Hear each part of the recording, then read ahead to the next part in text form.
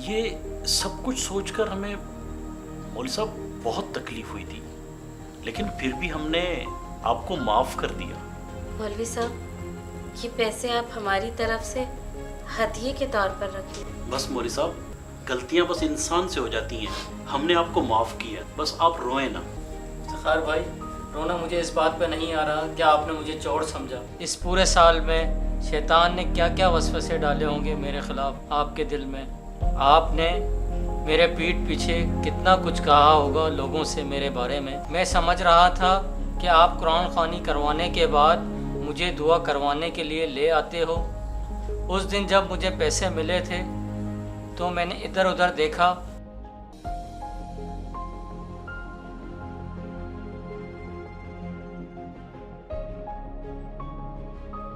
और फिर मैंने जुज़दान में पैसे रख दिए थे।